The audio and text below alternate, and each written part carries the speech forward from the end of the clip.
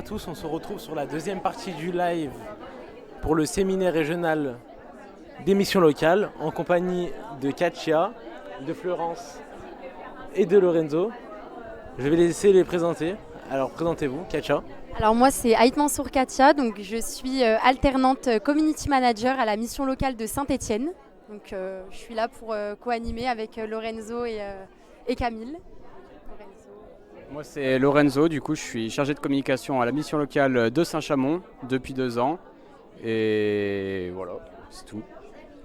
Et donc moi c'est Florence, je suis Jacquemet, je suis conseillère en mission locale à Saint-Chamond dans la Loire. Alors pouvez-vous nous parler rapidement de votre mission locale et de votre territoire ? Alors, je fais partie de la mission locale Saint-Chamond, qui est dans une zone un peu périurbaine et avec aussi un territoire rural. Il y a à peu près 40 000 habitants sur cette commune et la mission locale, on reçoit à peu près 3 000 jeunes. Et du coup, en quelques mots, comment présenteriez-vous l'initiative si vous étiez une jeune mission locale Alors moi je viens présenter une initiative d'appui à la mobilité pour des jeunes qui sont en difficulté avec le passage du permis de conduire. Et à la mission locale de Saint-Chamond, on a mis en place avec une association qui s'appelle le Secours catholique de la Loire, une action de conduite supervisée avec un réseau d'une dizaine de parrains pour faire conduire les jeunes qui sont en train de passer le permis. Voilà, après un échec à l'examen, il faut bien souvent attendre plusieurs mois avant de le repasser. La conduite supervisée, c'est un moyen du coup de conduire de manière régulière, d'asseoir un peu ses techniques et de garder la main pour être en confiance aussi lors du prochain examen. Okay. Alors, du coup, si je comprends bien, les personnes qui ont raté le permis vont pouvoir bénéficier de plusieurs heures de conduite grâce à vos parrains en conduite supervisée. Voilà, c'est de la conduite supervisée. Ok. Ouais, c'est ça. Un peu comme ce qui est proposé en auto-école ? C'est la poursuite d'un parcours en auto-école. Okay. Parce que nous, on s'appuie sur l'aval de l'auto-école. Les personnes ont fait bien souvent un minimum de 20 heures de conduite avec l'auto-école. Ils ont une attestation de fin de formation initiale. Ils ont parfois même passé une première fois le permis. Ils ne l'ont pas eu, ils peuvent partir en conduite supervisée. Donc la conduite supervisée, on a un véhicule qui est dédié à cette action-là. On a aussi du coup une dizaine de parrains qui vont du coup conduire avec les jeunes pour conduire de manière régulière jusqu'à une prochaine date d'examen en fait. Voilà. Et c'est une moyenne de 1300 km parcourus, c'est un accompagnement sur du long terme parce que c'est souvent sur un an qu'on fait ça, qu'on fait cet accompagnement-là. Et ils font à peu près 35 séances. Voilà. Donc ça permet pour les jeunes de regagner un peu confiance du coup après un échec peut-être au permis. Ça permet de s'entraîner de manière régulière. Pas perdre espoir aussi. Voilà, et de rester mobilisés sur le permis. Et puis une fois qu'ils se sentent prêts, ils vont peut-être reprendre 1 ou 2 heures de conduite avec l'auto-école qui va valider du coup les progrès et qui va dire c'est ok, on va t'inscrire sur une prochaine session d'examen. Voilà, donc c'est ça le principe. Et donc nous, on a la chance d'être en partenariat avec le Secours catholique de la Loire et Saint-Étienne Métropole. Et il y a un véhicule qui a été acheté. Et ensuite, il y a l'entretien du véhicule qui se fait, l'essence qui est pris en charge également, et puis l'assurance. Voilà pour. Voilà, exactement. Okay. Et donc l'idée, c'est vraiment que les jeunes soient dégagés de ce stress peut-être financier d'heures supplémentaires. C'est de les rassurer aussi sur le fait que ça peut être possible du coup de l'avoir. Voilà, c'est juste qu'il faut du temps, de l'implication, une régularité. Et voilà, on a des belles réussites puisque voilà, on a 35 permis validés jusqu'à maintenant. Donc voilà, peu importe le temps qu'il faut, si on les accompagne jusqu'à ce qu'ils aient le permis. Voilà, donc ça c'est chouette. Super. Et d'où vous vient cette belle initiative ? Alors l'initiative, elle a été montée en 2018 avec la rencontre de notre ancienne directrice et d'une animatrice territoriale de l'association Secours catholique de la Loire.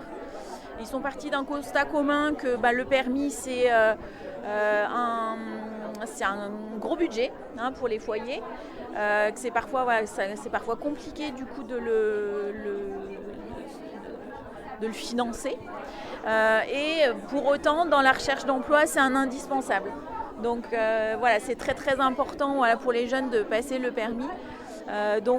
C'était une manière d'agir concrètement et pour débloquer des situations pour des jeunes qui n'auraient pas dans leur entourage quelqu'un pour assurer de la conduite supervisée. Donc ça c'est très chouette comme action sur aussi la confiance du coup que ça peut générer. Voilà. Et du coup, concrètement, l'objectif de cette initiative, c'est vraiment de donner aux jeunes en fait une chance en plus pour obtenir le permis. Oui, c'est ça. Ok. Et bien souvent, c'est des parcours un peu longs, parce que bien souvent, moi, je reçois des jeunes qui ont eu un parcours en auto-école de plus de 20 heures et qui ont voulu essayer avec une autre auto-école, donc qui ont de nouveau peut-être 10, 15, 20 heures supplémentaires.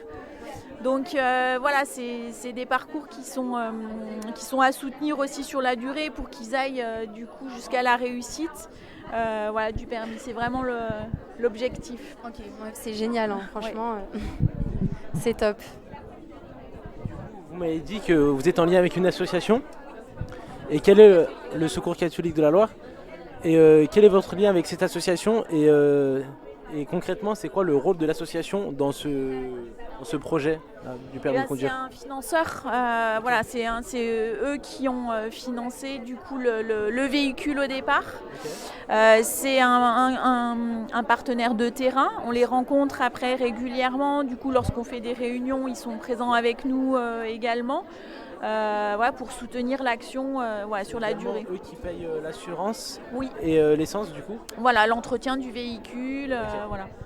Voilà ça, le Secours catholique avec Saint-Étienne Métropole. Du coup, vous m'avez dit que depuis 2018, l'initiative a été mise en place. Oui. Et est-ce que vous avez changé des choses depuis 2018? Pas grand-chose. Ça a toujours été le même procédé? On a gardé le même procédé, honnêtement. Depuis le début, ça fonctionne pas mal. Alors l'idée, c'est qu'on met en relation à chaque fois un jeune avec un binôme de parrains pour que du coup, il puisse faire peut-être une séance par semaine avec un parrain et une autre avec un autre parrain. Et de garder cette régularité sur la durée, puisqu'on est quand même sur des accompagnements de long terme. Et après, sur le fonctionnement, on ne peut pas dire qu'il y ait eu beaucoup de changements. Après, ce qu'on constate, c'est que les accompagnements se font sur une plus longue période, on va dire. Voilà. Maintenant, on va passer sur des questions un peu plus d'ordre personnel. Oui. Alors, qu'est-ce qui vous a donné envie de faire ce métier et d'aider les jeunes? Moi, je suis rentrée en mission locale par une opportunité de travail. Je travaillais dans communication et en documentation. Et puis après, moi, je suis en mission locale depuis 18 ans. Et après, j'ai évolué sur différentes fonctions. Donc c'est le fait de côtoyer les jeunes et de vouloir après acheminer avec eux qui m'a poussée à vouloir devenir conseillère. Voilà. Et toi Lorenzo, comment tu as atterri en mission locale? Moi pareil, je cherchais une alternance en communication et en graphisme. Et du coup j'ai trouvé par LinkedIn. C'est le patron directement qui m'a contacté. Et voilà, je suis ici à mission locale depuis 2 ans. Ça se passe bien? Ouais, ça va, ça se passe bien. Ok. Et du coup, Florence, c'est quoi qui vous anime vraiment dans votre quotidien? Moi, c'est l'envie de faire bouger les lignes, pas forcément d'une manière rapide, mais en construisant les choses avec les jeunes et que les accompagner à faire leurs propres expériences, en fait. C'est ça que je trouve intéressant. du coup, aujourd'hui, qu'est-ce que vous pourriez dire à un jeune pour lui donner envie de rentrer à la mission locale Ah bah c'est d'oser venir nous rencontrer. Ouais. Et puis après, c'est vrai que nous... Passer le cap de passer le cap. Ouais. Et puis après, c'est nous qui nous adaptons aussi. Et voilà, je crois que notre credo, c'est comme McDo, venez comme vous êtes. C'est ça. Oui, parce que Voilà. je pense qu'il y a beaucoup d'a priori peut-être pour Peut-être, eux. oui. C'est Et peut-être pas une démarche facile pour chacun. C'est ça. Et on est là. Ouais, mais c'est cool en tout cas d'avoir cet état d'esprit de vouloir aider, et aller de l'avant. Ouais. Vous suivez combien de jeunes à peu près, votre mission locale? Au niveau de la mission locale, je crois que c'est autour de 3000. Sur Gépila, qui regroupe Gépila, donc qui recouvre la commune de Saint-Chamond, de Rive-de-Gier. Et puis on a des permanences aussi sur 4 communes, et plus dans le territoire rural. Voilà. Vous faites pas du tout partie de la mission locale de Saint-Étienne? Non, c'est proche, mais c'est 2 missions locales différentes. Ok. On a une question très très importante à vous poser. Donc il faut bien réfléchir. Hein. Quel est votre film ou série préférée? Dites-nous tout. Moi, un passe-temps ou un plat favori Au niveau de la série, celle qui m'est venue en tête, c'est une série qui a quelques années déjà, mais qui s'appelle The Killing. Ok. Voilà, c'est du polar. Je connais pas. Voilà. D'accord. Voilà, mais je vous la recommande. Ok, on en dira des nouvelles. N'hésitez pas dans le chat à nous dire si vous connaissez ou pas. Ça parle de quoi du coup? C'est du polar en fait. Enfin, c'est des enquêtes. Voilà, mais c'est très bien. Bon merci beaucoup, merci Katia, merci Florence. Merci à vous. Merci Lorenzo. Merci beaucoup,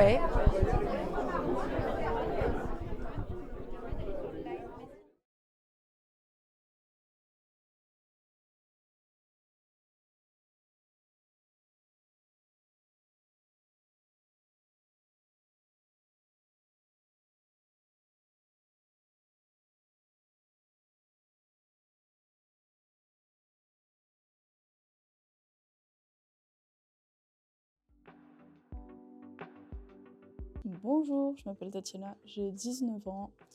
Je suis à la mission locale depuis quelques années.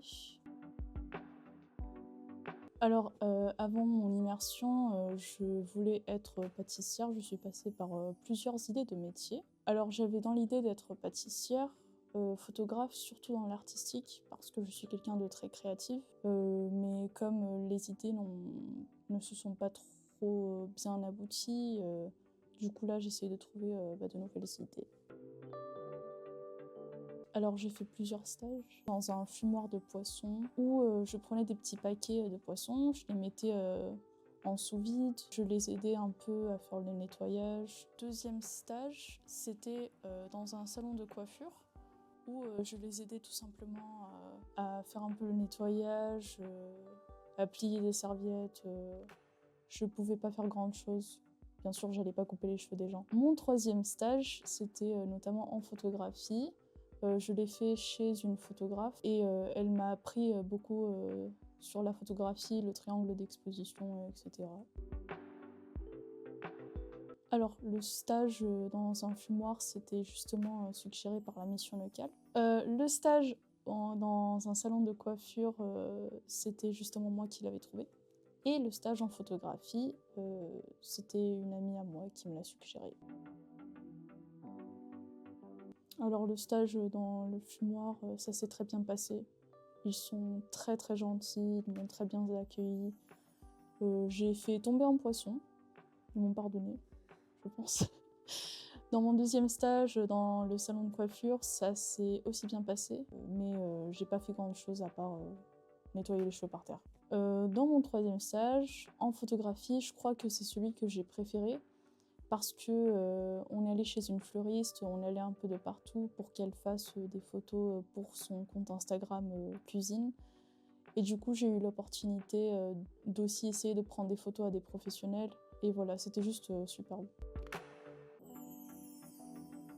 Alors pour le fumoir et le salon de coiffure, on va dire que je pense que le salon de coiffure par exemple c'est quelque chose de très compliqué. Enfin on doit juste enchaîner et c'est très stressant. Le fumoir de poisson, j'avais pas dans l'idée de travailler avec des poissons. Pour la photographie notamment, comme c'est quelque chose d'artistique, c'était quelque chose que je voulais faire justement et que notamment j'y réfléchis encore.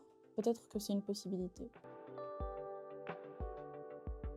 Alors personnellement, je cherche voir si je peux trouver un travail quelque part pour essayer de potentiellement me financer du matériel dans la photographie. Sinon, je verrai pour voir si j'ai d'autres idées.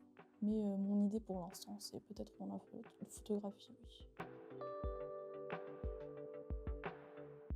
Franchement, je dirais intéressant. C'était le meilleur d'entre eux.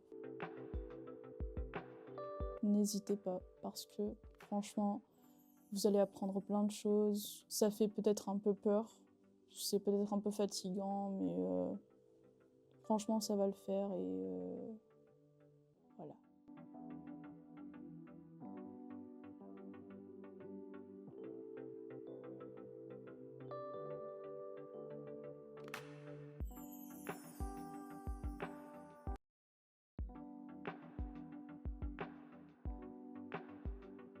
Bonjour, je m'appelle Tatiana, j'ai 19 ans. Je suis à la mission locale depuis quelques années. Alors, avant mon immersion, je voulais être pâtissière. Je suis passée par plusieurs idées de métier. Alors, j'avais dans l'idée d'être pâtissière, photographe, surtout dans l'artistique, parce que je suis quelqu'un de très créatif. Mais comme les idées ne se sont pas trop bien abouties, du coup là, j'essaie de trouver de nouvelles idées. Alors j'ai fait plusieurs stages dans un fumoir de poissons où je prenais des petits paquets de poissons, je les mettais en sous-vide, je les aidais un peu à faire le nettoyage. Deuxième stage, c'était dans un salon de coiffure où je les aidais tout simplement à faire un peu le nettoyage, à plier des serviettes. Je pouvais pas faire grande chose. Bien sûr, j'allais pas couper les cheveux des gens. Mon troisième stage, c'était notamment en photographie. Je l'ai fait chez une photographe et elle m'a appris beaucoup sur la photographie, le triangle d'exposition, etc.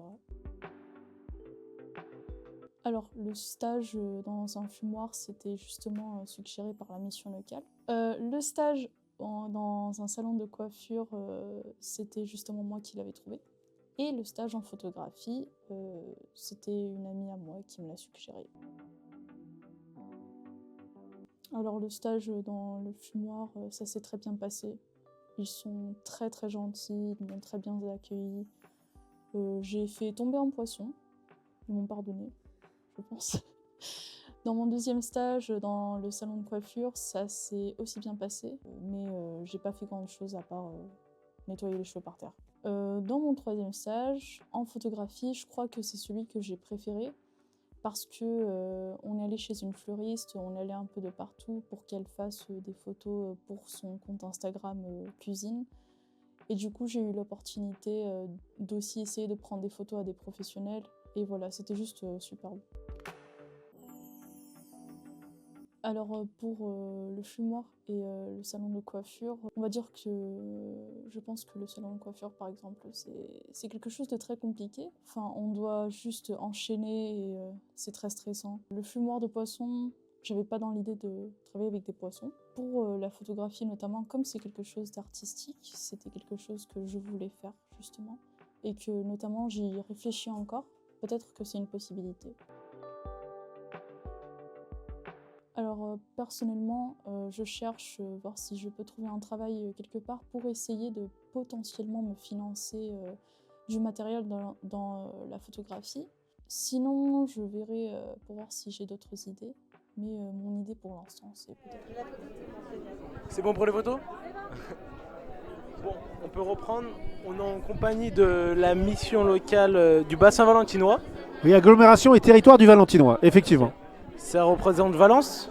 Oui, le siège social est à Valence, mais on a 22 communes qui se situent entre le département de la Drôme et l'Ardèche. Et l'un des particularismes de notre mission locale, elle est bidépartementale. Ok. On vous avait sur le plateau ce matin, si je dis pas de bêtises, mais est-ce que vous pouvez vous représenter s'il vous plaît? Alors, moi, c'est Régis Monsic, le directeur. Ok. J'ai un micro. Et donc, moi, c'est Christian Guillou, je suis responsable de secteur. On va faire simple sur le volet emploi et observation du territoire. Ok. Ça va, vous n'êtes pas trop serré sur le fauteuil? Un peu. Un peu. Oui, j'ai l'habitude, il a trop mangé, alors... On est à l'aise, tout va bien. Ok. Pouvez-vous nous présenter votre initiative du coup? Alors vas-y. Alors moi je vais faire le chapeau. Ok. Le chapeau, c'est que on est sur un territoire qui est semi-urbain et qu'on s'est rendu compte qu'en prenant le bus, très rapidement on se retrouvait dans des zones rurales et qu'il y avait des emplois à cet endroit-là. Et la logique, ça a été de créer un forum qui était en lien avec cette notion de trouver un emploi dans le monde rural tout en habitant en ville. Et on est tellement allé dans le délire, c'est que ça s'est transformé quasiment en mini salon de l'agriculture. Ok. Et du coup, le mini salon de l'agriculture, il est géré par les personnes de la mission locale, les salariés, mais aussi par les jeunes. C'est qui a des salons concrètement dans ce salon-là? On a fait venir des producteurs, des productrices. En plus, on a voulu faire un gros marquant sur les métiers de femmes. Voilà, et de dire que c'était pas qu'un métier sexué, parce que quand on parle de l'agriculture, on voit tout de suite un homme. Eh ben, il y a beaucoup de femmes qui ont des entreprises, et on a fait venir, pour ce faire, beaucoup de jeunes, mais aussi des jeunes qui sont scolarisés. Ok. Et on a eu une grosse réussite de ce côté-là, et on voulait démystifier ces métiers-là. En fait, les jeunes nous ont suivis sur cette logique-là, mais n'ont pas été créateurs de base de la logique. On leur a proposé et ils ont adhéré derrière. Et du coup, les jeunes, ils peuvent autant avoir le rôle un peu d'animateur du salon et en même temps découvrir, ou comment ça se dégoupille Non, pas du tout. Dans un Ouais. premier temps, notre action, nous, c'est en direction des jeunes. C'est Oui. de leur permettre de venir assister à ces types d'événements Ok. pour qu'ils puissent eux-mêmes découvrir les métiers, Ok. rencontrer des employeurs et s'intéresser au métier. Ou Oui. non, peut-être. Et Mais ça, découvrir c'est vraiment, pas un mal. Si ça ne leur plaît pas, Oui. au moins ils sauront pourquoi. Voilà. Mais le but du jeu, c'est vraiment leur permettre, j'aime bien ce nom, c'est d'ouvrir l'appétence à Ouais. ces métiers-là. C'est vrai. Voilà, qui se rendent compte que même si on est dans une petite ville urbaine, eh bien, comme le dit Monsieur Ponsic, directeur général de la mission locale, il suffit de prendre le bus, de faire 5 C'est km vrai. en dehors de Valence et on se rend compte qu'on est dans des zones semi-rurales, la campagne. Et puis, Et alors, pardon, juste une chose, je vas-y. précise, c'est que ça, c'est la phase suivante sur les prochains forums, c'est qu'on va essayer d'encore plus associer les jeunes. Et donc, on a créé une structure chez nous de jeunes qui s'appelle La Ruche. Et ils réfléchissent avec nous sur les projets maintenant. D'accord, ok. Puis ce qui est bien aussi, c'est que le jeune peut avoir peut-être des a priori par rapport à ces métiers-là, être un peu dubitatif quand il arrive au salon et au final, en fait, se rendre compte qu'il peut développer limite une passion pour un des métiers ou découvrir, enfin avoir l'envie en fait. C'est vraiment donner l'envie peut-être de découvrir. Complètement. Ouais. Complètement. Vous êtes vraiment dans le sujet. Quand on dit agriculture, dans la représentation du métier des jeunes, c'est agriculteur, c'est travaux des champs. Non, c'est ça. non, l'agriculture, c'est l'horticulture, c'est le paysagisme, c'est aussi la mécanique des outils, des tracteurs. Ça ouvre une plénitude de métiers dont on ne soupçonne oui. pas. Nous-mêmes, on ne saurait pas. Oui. Et du coup, concrètement, d'où vous est venue cette idée? Il y a eu une problématique ou vous avez rencontré cette initiative? Comment elle est? Alors, l'idée est très simple. J'ai les cheveux courts. C'est pas parce que j'aimais ça au départ. C'est que je viens d'amitié. Je suis un ancien officier de l'armée. Et moi, j'ai passé les 3/4 de mon temps sur le terrain, dans la verte, comme on dit. Et j'étais sidéré quand je suis rentré dans le monde civil de voir qu'on restait enfermé dans la ville, dans le périurbain. Et moi, en me déplaçant, je passais au milieu des vignes.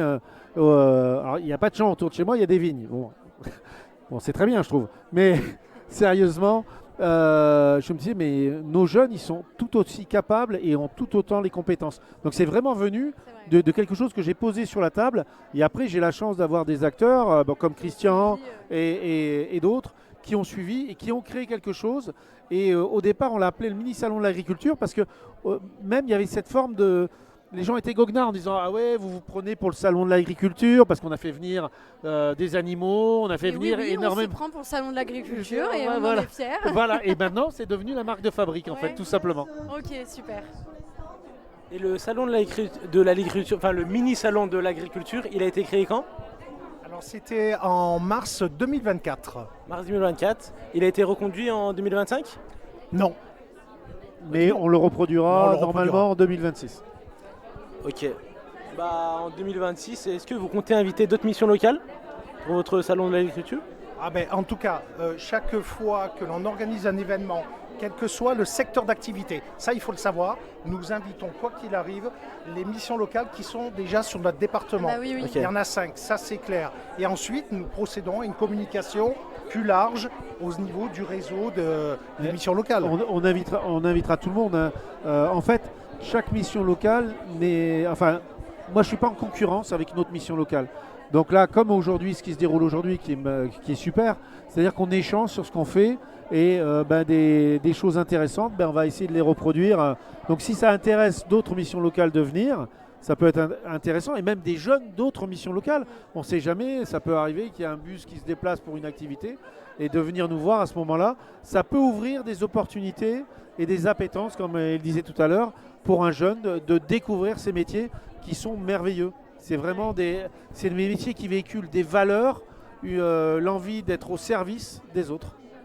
C'est vraiment intéressant ce que vous dites, mais le pôle média régional, il est aussi là pour ça. C'est la mutualisation de toutes les compétences qu'on a.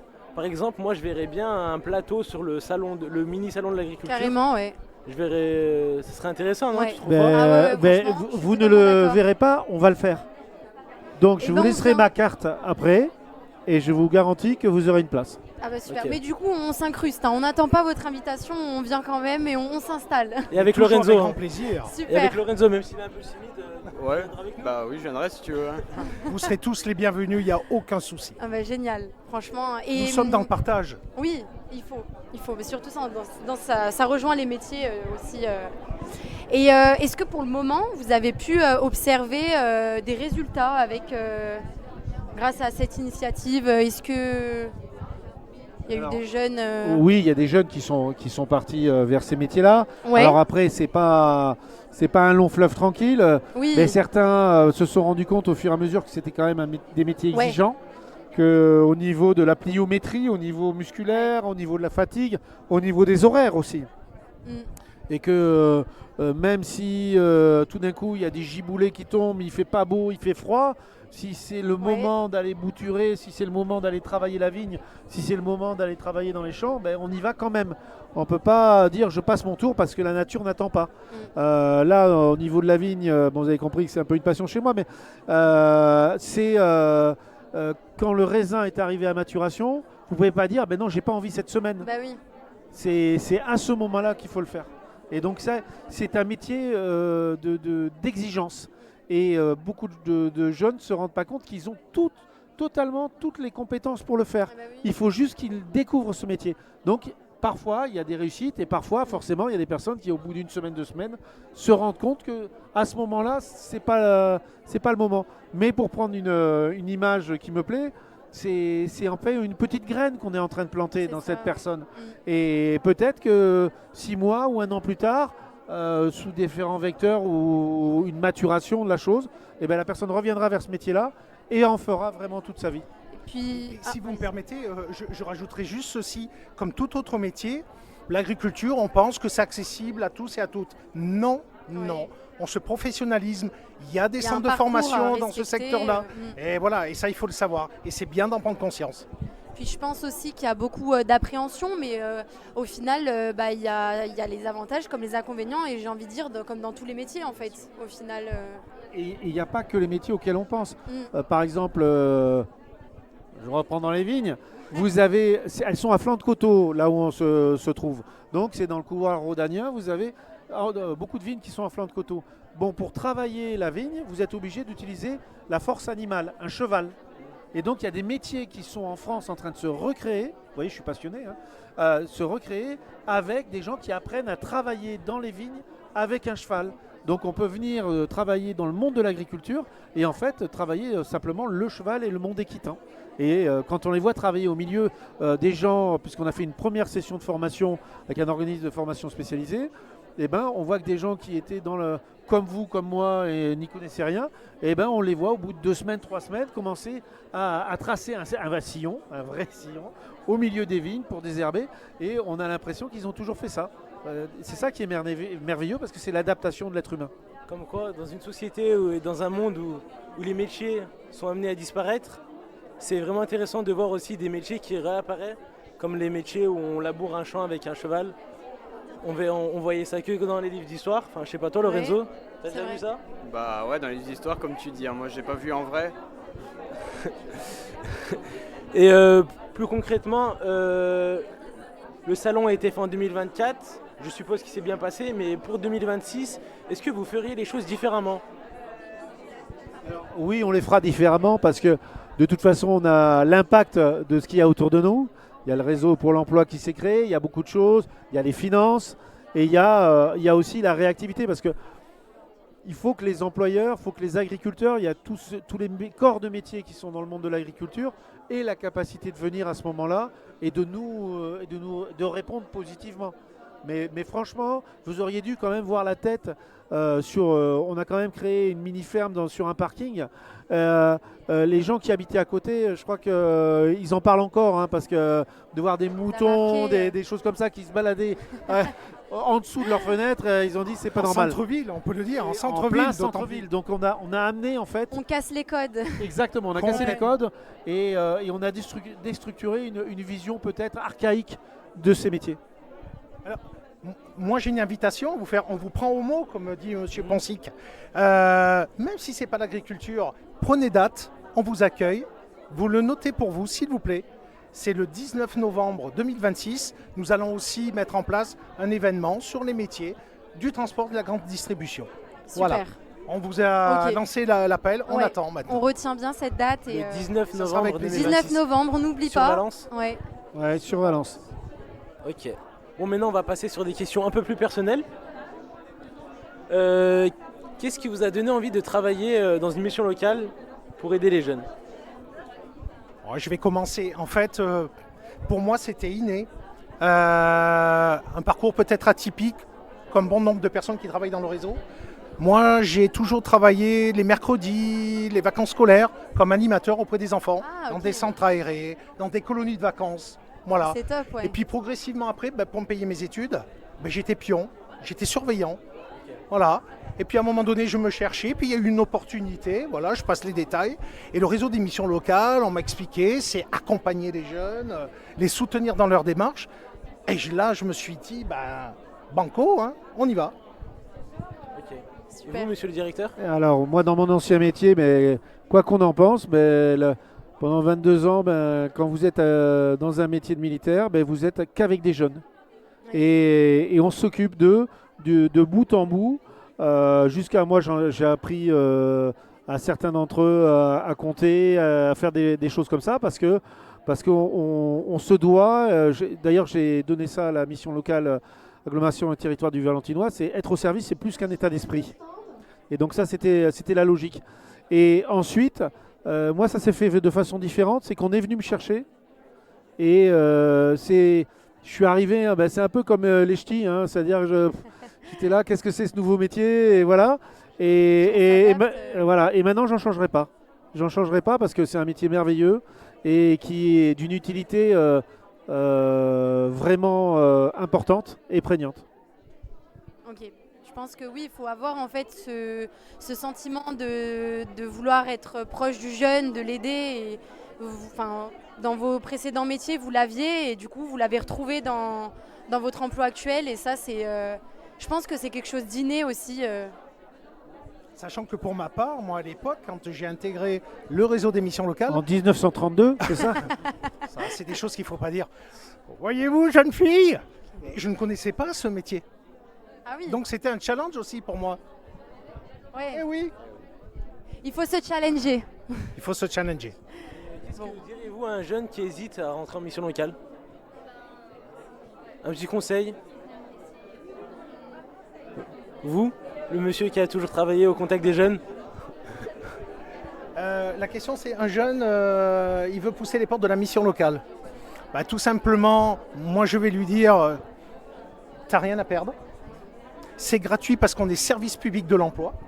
Voilà. Teste, viens, essaie de rencontrer quelqu'un qui n'est pas ton parent, ton papa, ta maman, ta tante, et qui va te dire, voilà, fais comme ça. Viens voir une personne extérieure qui saura te conseiller, te guider, tout simplement. Alors moi je dirais que j'expliquerai aux jeunes, ou je leur explique régulièrement parce que j'adore les citations, mais il y avait une phrase qui était « je suis mes propres pas ». Et tout simplement lui dire, quand tu viens en mission locale, tu sauras ce que tes propres pas vont te permettre d'être, et tu seras avec, alors là je vais détourner une autre citation, mais tu seras avec des gens qui vont pas t'accompagner parce qu'ils savent les choses par cœur, mais parce qu'ils le font avec le cœur. C'est très beau ce que vous dites. Écoutez, on termine sur une magnifique phrase, magnifique citation. Et on vous souhaite une belle après-midi. Avoir mieux, je pense. En tout cas, merci à vous. Et vous retenez la date du 19 novembre 2026. On retient, on l'a noté. Un jeudi matin. Ouais. Hein. Okay. Merci beaucoup merci. en tout cas. Merci à vous, c'est gentil. Merci, au revoir.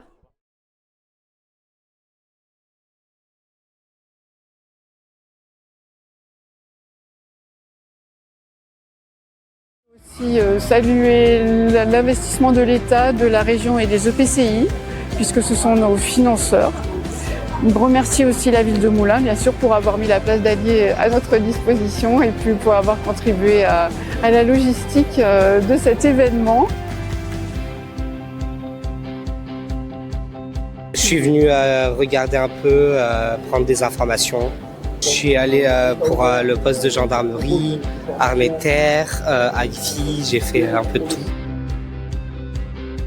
Je suis en train de chercher si je vais aller en apprentissage ou pas, sur ce que je vais faire plus tard aussi par rapport à l'apprentissage ou pas et des aides que la mission locale peut m'apporter. Moi je pense que c'est une bonne idée parce que ça peut nous aiguiller pour notre avenir, quoi. Au moins ça permet d'avoir des contacts et pouvoir appeler avec au moins peut-être une certitude qu'ils prennent des apprentis ou non. On est avec les dames derrière qui sont très très gentilles et qui nous ont bien indiqués, guidés, etc. Oui. Franchement c'est super et ça nous a permis surtout de ne pas avoir à se déplacer à Vichy mais d'avoir un truc près de chez nous et de voilà. C'était l'avantage, donc sympa le petit marché en vrai. Et voilà, je suis sûr que vous avez toutes les informations pour votre avenir professionnel. On se retrouve l'année prochaine pour un nouveau marché de l'apprentissage. Et oui, on est place d'Allier à Moulins avec cette belle journée ensoleillée pour le marché de l'apprentissage, un événement organisé par la mission locale et tous ses partenaires. Ici, vous pourrez retrouver de la formation, des conseils pour l'insertion et plein d'idées pour votre avenir professionnel. Alors cette journée, elle est rendue possible par nos partenaires qui ont l'habitude de travailler avec nous, qui répondent très volontiers à nos sollicitations. Ils sont toujours aussi nombreux, ils sont toujours aussi fidèles et volontaires. Je voudrais aussi saluer l'investissement de l'État, de la région et des EPCI, puisque ce sont nos financeurs. Remercier aussi la ville de Moulins, bien sûr, pour avoir mis la place d'Allier à notre disposition et puis pour avoir contribué à la logistique de cet événement. Je suis venu regarder un peu, prendre des informations. Je suis allé pour le poste de gendarmerie, armée de terre, AIFI, j'ai fait un peu de tout. Je suis en train de chercher si je vais aller en apprentissage ou pas, sur ce que je vais faire plus tard aussi par rapport à l'apprentissage ou pas et des aides que la mission locale peut m'apporter. Moi je pense que c'est une bonne idée parce que ça peut nous aiguiller pour notre avenir, quoi. Au moins ça permet d'avoir des contacts et pouvoir appeler avec au moins peut-être une certitude qu'ils prennent des apprentis ou non. On est avec les dames derrière qui sont très très gentilles et qui nous ont bien indiqués, guidés, etc. Franchement c'est super et ça nous a permis surtout de ne pas avoir à se déplacer à Vichy mais d'avoir un truc près de chez nous et de voilà. C'était l'avantage, donc sympa le petit marché en vrai. Et voilà, je suis sûr que vous avez toutes les informations pour votre avenir professionnel. On se retrouve l'année prochaine pour un nouveau marché de l'apprentissage. Et oui, on est place d'Allier à Moulins avec cette belle journée ensoleillée pour le marché de l'apprentissage, un événement organisé par la mission locale et tous ses partenaires. Ici, vous pourrez retrouver de la formation, des conseils pour l'insertion et plein d'idées pour votre avenir professionnel. Alors cette journée, elle est rendue possible par nous. Alors toujours en compagnie de Katia et Lorenzo, on se retrouve avec Sandra Franconi. Alors pouvez-vous vous présenter s'il vous plaît? Oui, je suis directrice adjointe de la mission locale jeune du bassin chambérien, en Savoie. Waouh. Ok. Oui, c'est beau. Oui. C'est plus joli que Saint-Étienne. Ouais, bah, j'avoue. Mais je me reçois beaucoup de critiques de Saint-Étienne là. Non, je plaisante. Alors pouvez-vous nous présenter votre initiative? Alors, notre initiative, on a présenté une action, enfin, c'est même une organisation, c'est plus qu'une action, c'est le SAIG Emploi. C'est-à-dire qu'au sein de notre mission locale, on a une équipe dédiée SAIG et au sein même de cette équipe, on a une conseillère qui ne s'occupe que de la mise à l'emploi durable des jeunes qui sont en SAIG. Ok. Voilà, donc c'est vraiment une organisation des ressources humaines en fait. C'est plus qu'une seule action une fois de temps en temps, parce qu'en fait, du coup, Roxane, parce que c'est comme ça qu'elle s'appelle, la conseillère dédiée, elle passe ses 35 heures à faire de la mise à l'emploi, de la mise en relation vers l'entreprise. Puis c'est un dispositif qui prend aussi beaucoup de temps en soi. Enfin, c'est un gros dispositif de la mission locale, donc ouais, c'est ça. C'est bien de s'être focalisé dessus. Oui, parce qu'en fait, on s'est rendu compte que le taux de sortie positive n'était pas forcément dans les attentes de l'État. Hein, voilà. Finalement, on s'est dit il faut qu'on arrive à faire un focus sur vraiment l'insertion, l'accès à l'emploi des jeunes SAIG. Il fallait qu'on les aide davantage. Donc c'est pour ça que dédier une personne qui ne fait que ça, ça nous paraissait en tout cas une bonne chose. Et on l'a prouvé puisqu'on est passé de 19% de sorties positives en 2023 à 24% en 2024. Okay. Voilà. Donc on a gagné 5 points, c'est quand même pas mal. Voilà. Et quand ce dispositif a été mis en place? Eh bien, on a commencé l'expérimentation en juillet 2024 et on l'a pérennisé en 2025. Ouais. C'est frais, mais c'est tout frais. C'est tout frais. Il faut de la nouveauté, donc. Voilà, c'est ça. En fait, ce qu'il y a d'intéressant en mission locale, c'est quand même qu'on peut innover. C'est ça. On peut changer nos organisations. Ouais. On n'est pas trop sclérosé. Donc, ce qui est intéressant, c'est qu'on a des organisations souples. Et si on voit qu'il y a quelque chose qui ne marche pas, eh ben on change. Ouais. Voilà. Vous allez reconduire ce projet, ce dispositif pour 2026? Alors. A priori, je vous dirais que oui, mais compte tenu du contexte financier, je ne peux pas l'assurer, parce que peut-être que ça nous obligera à réorganiser nos services. Ouais. Voilà, et peut-être qu'il y aura une autre façon de faire. Et d'ailleurs, en parlant des problèmes financiers que rencontrent les missions locales, vous en pensez quoi, vous, concrètement, de ça C'est quoi vraiment qui vous vient La question piège. La question qui tue. J'en pense que ça fait 20 ans que je suis dans le réseau. Ouais. Combien de temps vous avez dit? 20 ans. Ah oui, quand même. Ouais, quand même, ouais. Donc 20 ans, j'ai vu en fait à la fois les politiques financières, enfin les politiques en tout cas publiques changer, et le public changer aussi. C'est-à-dire que les jeunes qu'on avait il y a 20 ans, c'est pas les mêmes qu'aujourd'hui. Les générations changent. Voilà, les générations changent, elles n'ont pas les mêmes pratiques, elles n'ont pas les mêmes problématiques non plus. C'est vrai. Et moi je trouve très dommageable, alors qu'aujourd'hui les jeunes ont peut-être encore plus besoin des missions locales, que les politiques publiques se désengagent. Alors voilà ce que ça me fait, j'ai un gros regret en fait. Surtout en étant du coup à la mission locale depuis 20 ans, ça doit vous faire quelque chose quand même. Ah mais moi c'est comme ma maison. Ça. Ouais, c'est ça. Voilà, et du coup c'est comme si on vous enlevait en fait. Ah mais complètement. Et surtout quand en fait les missions locales c'était une expérimentation au départ dans les années 80. Et si elles sont restées, c'est bien qu'elles avaient une utilité. Ou sinon l'expérimentation serait arrêtée et puis voilà. Donc je pense qu'il n'y a même plus besoin de parler de l'utilité des missions locales. Normalement, je pense que voilà. Il faut juste agir en fait et finalement d'être encore obligé de montrer patte blanche aujourd'hui, c'est compliqué. Ouais. Voilà. Je comprends. Pour revenir sur l'initiative, parler d'un sujet un peu plus joyeux. Imaginons, on espère que ce dispositif se reconduira en 2026. Est-ce que vous feriez les choses différemment? Non, je crois pas, parce que finalement, on a la chance d'avoir une salariée qui est très impliquée et qui est vraiment en capacité, en tout cas, de monter des actions innovantes à chaque fois pour les jeunes SAGE. Donc, non, parce qu'en plus, elle a toute notre confiance, elle a la confiance de la direction, elle peut faire franchement ce qu'elle veut. Dans la mesure du possible. Mais voilà, en tout cas, pour ce qui est de la relation entreprise, elle a carte blanche. Donc, non, ça lui laisse l'opportunité. Ouais, exactement. Et depuis que le dispositif a été mis en place, vous avez observé des résultats concluants ? Oui, ce que je disais tout à l'heure, c'est qu'on a quand même un taux de sortie positive qui est remonté. Voilà. Ce que je trouve dommage, c'est que, alors, il y a ce taux de sortie positive, c'est l'emploi durable CDI, CDD de plus de 6 mois et contrat en alternance. Mais à côté de ça, on a plein de jeunes qui sortent aussi en sortie dynamique, c'est-à-dire en formation, en contrat en insertion, en contrat aidé. Et ça, malheureusement, on ne peut pas le valoriser à sa juste valeur, alors que c'est un gros travail d'accompagnement aussi pour arriver à ces résultats-là. C'est ça qui est dommage aussi, Parfois, oui. Lorenzo, t'en penses quoi de ce dispositif ? Je pense que c'est bien, mais si j'ai bien compris, c'est différent d'un contrat d'engagement jeune classique. Alors, oui et non. C'est-à-dire que non, au sens où c'est toujours le même contrat, c'est les 15-20 heures d'activité, etc. Et on a toujours la location, bien sûr, qui va avec. Et oui, parce que l'objectif, c'est vraiment l'accès à l'emploi durable. C'est-à-dire que là, on sort de l'accompagnement un peu global. Là, l'objectif, c'est, on se donne 3-6 mois pour atteindre un CDI. Que de l'emploi. Voilà, c'est ça. Voilà, il n'y a qu'un seul objectif. C'est bien parce que ça permet de peut-être mettre des limites et établir en fait un plan oui, alors en fait, emploi. N'arrive dans cet accompagnement que les jeunes qui sont déjà passés par un SAGE classique.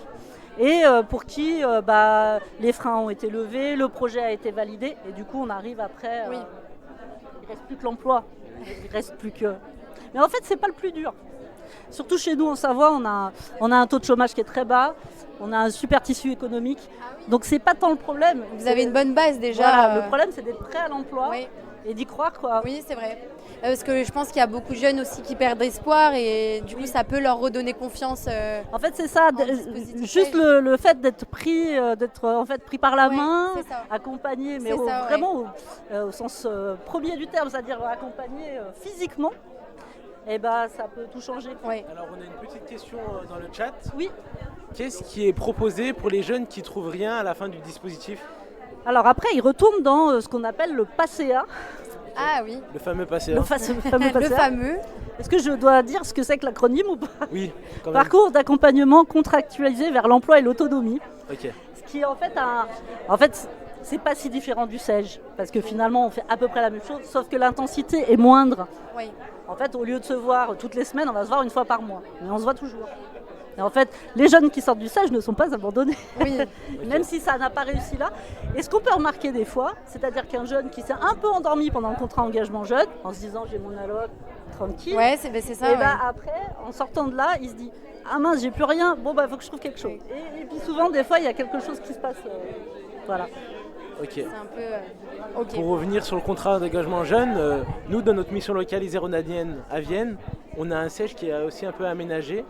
Il a intégré notre pôle média depuis à peu près 3 mois. Du coup, comme les SAGE, c'est 3 mois.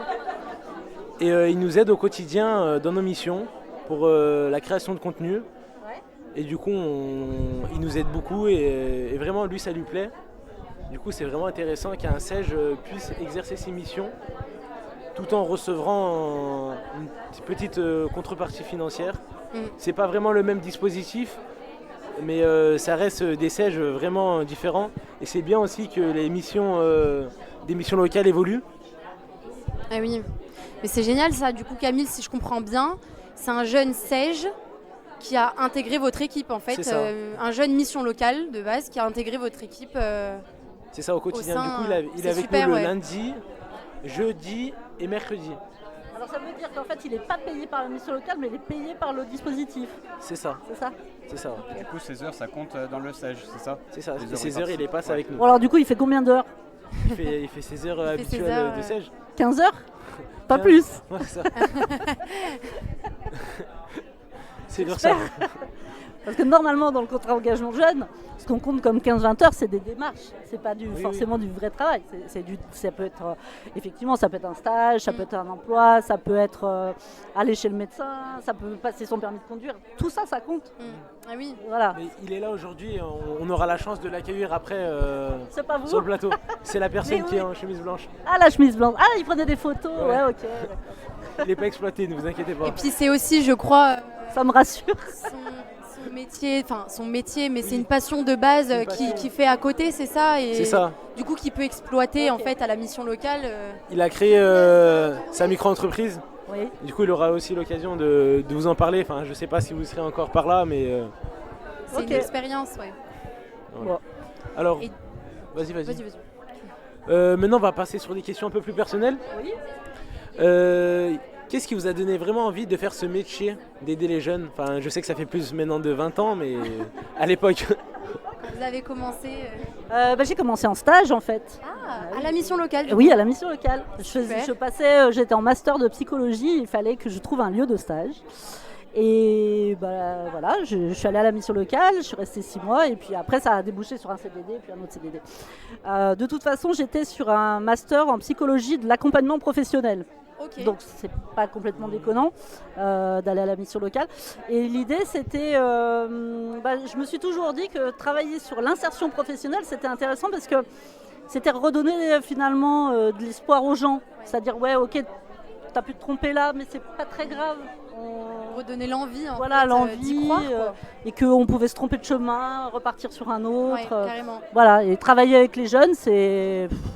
Bon, c'est un peu le hasard, je vous cache pas. Ouais. J'aurais été prise en stage ailleurs, ça aurait peut-être été ailleurs. Mais venez faire votre stage à la mission locale, du coup. mais voilà, mais ça, en fait, c'est un public qui me plaît bien parce que ils ont l'avenir devant eux, donc voilà. C'est vrai. Puis c'est peut-être un peu le moment de les remotiver, en fait. C'est le moment de leur vie, quoi. Oui, c'est ça.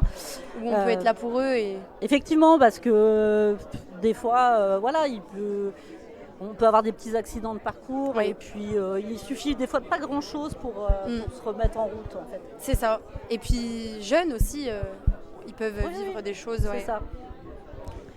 Et du coup, qu'est-ce que vous diriez à un jeune aujourd'hui qui hésite un peu à pousser la porte de la mission locale et qui a des a priori qu'est-ce qu'on pourrait leur dire De toute façon, nous on s'adapte à lui. Enfin, à la mission locale, c'est un peu comme chez McDo, venez comme vous êtes. Hein, c'est-à-dire que on vient avec toute son histoire, on vient la déposer, et puis après, nous on s'adapte. On s'adapte à son besoin, à sa situation, à son projet. Oui, il ne faut pas avoir peur de rentrer dans une institution qui va te dire il faut faire ci, il faut faire ça. Non, c'est justement pas ça. Et ce qu'il y a d'intéressant aussi à la mission locale, c'est quand même qu'on reconnaît les gens. Voilà, c'est la reconnaissance, t'es pas un numéro, t'es une personne, t'as un prénom. Et donc, voilà, je trouve que ça c'est important. Super. Merci beaucoup. Maintenant, on va passer à la question la plus importante. La plus importante. La plus importante de toute la journée. Oui. Quel est votre film préféré? Oh mon Dieu.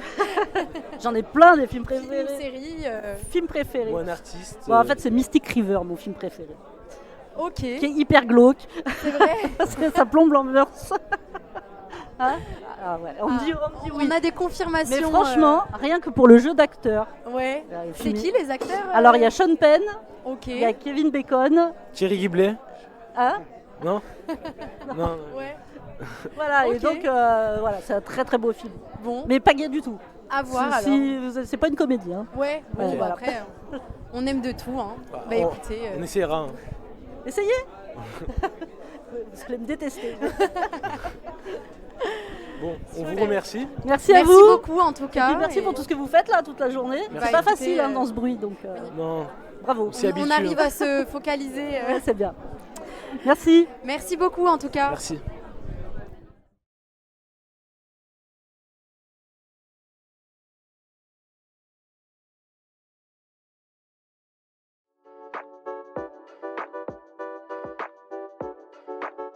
Bonjour, je suis Nelly Bruno, je suis la propriétaire de Maison Fleurie, artisan fleuriste qui est située au 11 rue Joseph Brenier à Vienne.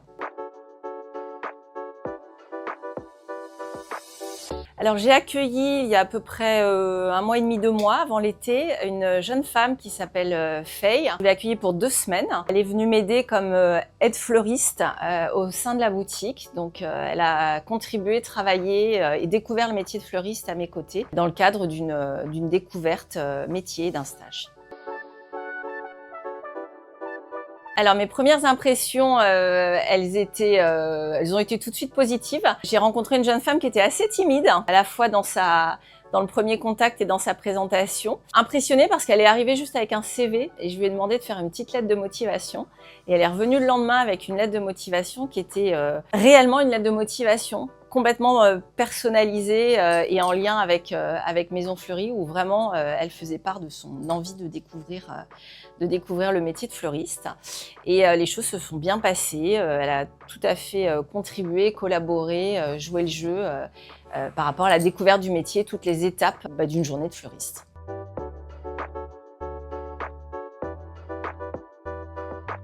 Alors en tant qu'employeur, je trouve que c'est toujours intéressant d'accueillir des stagiaires, jeunes ou moins jeunes, parce que ça permet déjà de les accompagner et de les aider. C'est pas toujours évident de trouver une entreprise d'accueil et je considère que ça fait partie du rôle d'un chef d'entreprise, du rôle d'un commerçant, du rôle d'un artisan, d'accueillir des jeunes. Et après, moi, ça m'a permis aussi par rapport aux attentes des jeunes, à ce que vivent, de découvrir leurs attentes, leurs aspirations, les difficultés aussi qu'ils peuvent rencontrer. Difficultés de positionnement pour trouver justement un stage, un travail. Donc ça permet d'être en phase aussi avec la société.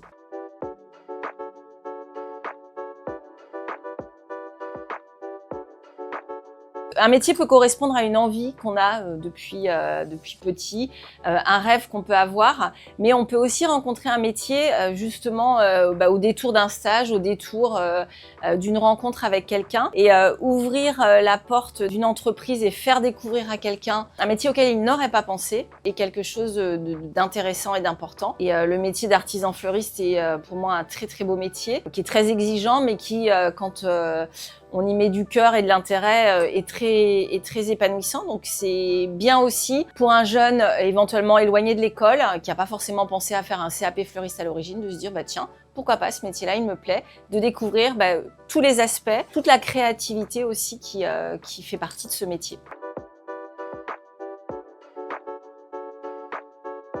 Bien sûr, tout employeur, tout commerçant tout artisan devrait, je vais pas dire faire l'effort, mais en tout cas se poser la question d'accueillir un jeune qui soit en sortie de collège, qui soit suivi par la mission locale, quelqu'un de plus âgé qui est en reconversion. C'est enrichissant pour la personne, c'est enrichissant pour l'entreprise et je considère que ça fait partie du rôle de l'entreprise dans la société.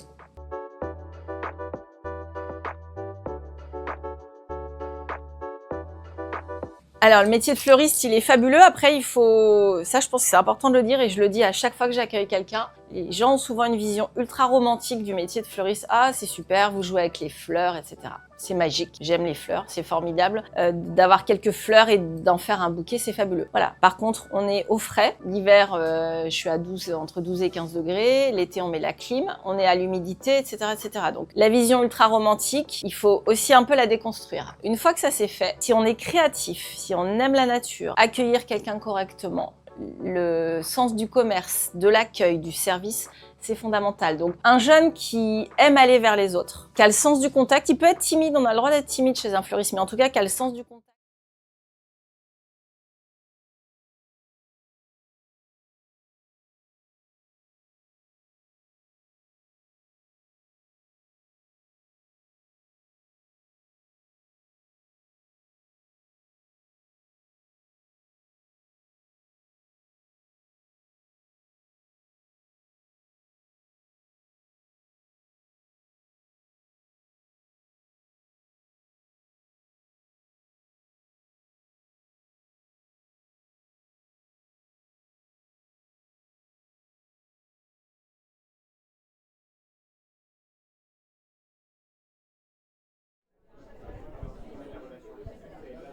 Alors c'est encore nous au séminaire régional des missions locales, toujours en compagnie de Katia Lorenzo et de... Alors Stéphane Cotteret, la mission locale de Vichy en fait, je suis chargé des relations avec les entreprises à la mission locale de Vichy. Ok. Je suis Frédéric Sabi, je suis la directrice de la mission locale de Vichy. Ok, enchanté. Enchanté. Alors on va passer directement au vif du sujet. Quelle est votre initiative dans votre mission locale? Alors l'initiative, en fait, on a fait un recrutement inversé. Donc en fait, on a invité toutes les agences d'emploi du territoire, en fait, de Vichy, des environs. Donc ça représente 14 agences. Et on a positionné en fait 30 jeunes qui sont venus en fait pour rencontrer ces agences-là. Donc en fait on s'est tous réunis dans une grande salle. Les agences, donc pourquoi le recrutement inversé en fait? Parce que c'est les agences en fait qui viennent se présenter en fait à 4 groupes de jeunes. Voilà, et ils ont 3 minutes en fait pour pouvoir se présenter, faire un pitch de l'agence en fait pendant 3 minutes. Et ensuite, c'est aux jeunes de choisir en fait. Donc toutes les agences passent, en fait, ça dure à peu près 1 heure. Et c'est aux jeunes ensuite de choisir l'agence avec qui il veut faire un entretien en fait. C'est des agences d'intérim? Des agents d'intérim, oui. Ok. C'est voilà. Génial, ouais. Et du coup, le jeune pose des questions aussi. Peut poser des questions à l'agence? Ils peuvent poser des questions. En fait, voilà, les agences d'intérim se présentent leur domaine d'activité, ce qu'ils font, voilà, les clients avec qui ils travaillent, etc.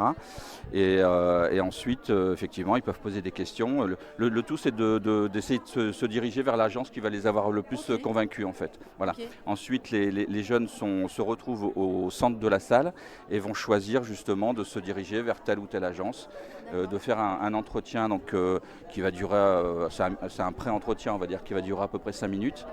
Et ensuite, voilà, le but, c'est de pouvoir prendre des rendez-vous avec l'agence et de faire ce rendez-vous en fait, dans la semaine qui vient ou dans les 15 jours qui viennent. En fait. C'est très rapide. C'est très rapide, voilà. Donc, génial, ouais. le but aussi, c'est de s'inscrire dans l'agence, donc de pouvoir ensuite essayer d'avoir une mission d'intérim, en fait. Voilà.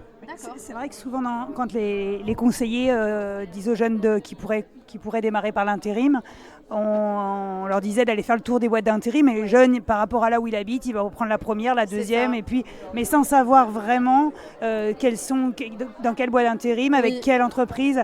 Et donc là, du coup, ça lui permet de mieux cibler par rapport à ce qu'il a envie de faire. Et puis, ça inverse un peu le jeu, quoi. Du coup, c'est aussi, ça les met en confiance, en fait. Ça met les boîtes d'intérim en concurrence, parce que c'est des concurrents en concurrence entre elles pour essayer d'attirer les jeunes et de se rendre compte que, à elles de se vendre pour que les jeunes aient envie de travailler. Et c'est une collaboration, donc il faut que les jeunes aient envie de travailler pour elles. Carrément, et voilà. Et ça permet aussi aux jeunes de mieux cibler la boîte d'intérim et pas de s'inscrire à l'aveugle dans une boîte d'intérim. Oui. Et après de se rendre compte que les missions qui lui sont proposées, en fin de compte, lui plaisent pas tant que ça. Là, du coup, il se positionne sur des missions qui, a priori, lui plaisent. Et puis aussi, aller au-delà de ce qu'il aurait eu l'habitude de démarcher. Et au final, peut-être découvrir une possibilité qui s'offrira à lui. C'est vrai que ça brise un petit peu la glace. En fait, moi, personnellement, je fais des ateliers emploi en fait, dans ma fonction. Je rencontre des jeunes, en fait. Alors, je leur présente aussi les agences. Je leur dis d'aller vers telle ou telle agence. Et en fait, ils ne le font pas forcément systématiquement. C'est difficile de franchir la porte en fait, de l'agence. Que là, ils rencontrent les interlocuteurs qui vont pouvoir rencontrer à l'agence. Ça désacralise un petit peu tout ça, quoi, en fait. Oui. Voilà. Ok. Si tu veux.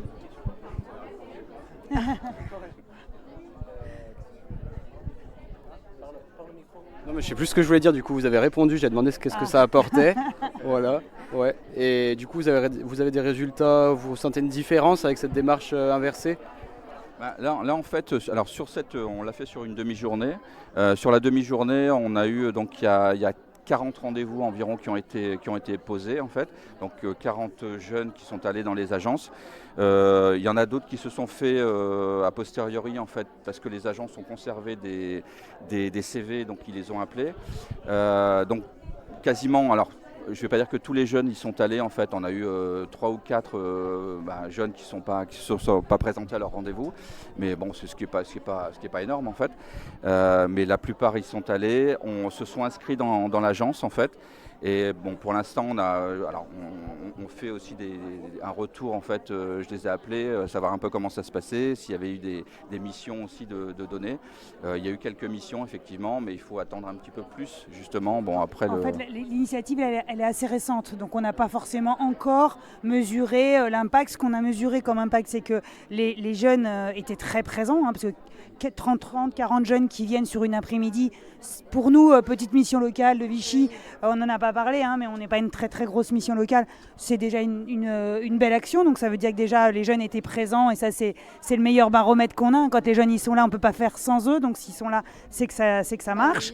Maintenant, pour les retours réellement sur l'emploi, on n'a pas encore eu le temps parce qu'en fait c'est une action qu'on a un petit peu transformée. On avait une action qui s'appelait recrutement à l'aveugle, qu'on faisait les années précédentes, où on était un petit peu comme un The Voice, hein, pareil, c'était inversé. Mais c'est le jeune qui faisait le pitch et les entreprises étaient, les boîtes d'intérim étaient retournées et en fonction qui luttaient, qui luttaient aussi contre les discriminations, parce que l'idée c'était qu'il n'ait pas de CV, et en fonction de ce que le jeune pouvait dire de lui, les boîtes d'intérim se retournent ou pas. Et puis après, s'il y en avait plusieurs, c'était aux jeunes, vraiment comme The Voice, hein, jeunes qui choisissaient. Mais jugé sur le discours, mais pas sur la personne. Mais on se rendait compte qu'après, même quand le jeune avait décroché en fin de compte un rendez-vous, il avait encore cette difficulté à tout seul se rendre jusqu'au bout. Là, en fin de compte, ils sont plus tous ensemble et les rendez-vous se font tout de suite après. Et pour le moment, il y a moins de déperditions. Oui, c'est ça. Et oui, ça se retrouve pas. Alors, c'est pas parce que le CV ou le pitch du jeune n'était pas bon, mais c'était parce que ça correspondait pas forcément à ce que l'agence recherchait. Voilà. Mais c'est une formule qui plaisait aussi pas mal aux agences, et aux jeunes aussi. Le dispositif, l'initiative que vous avez mis en place, c'est un peu comme si l'entretien en fait venait à eux.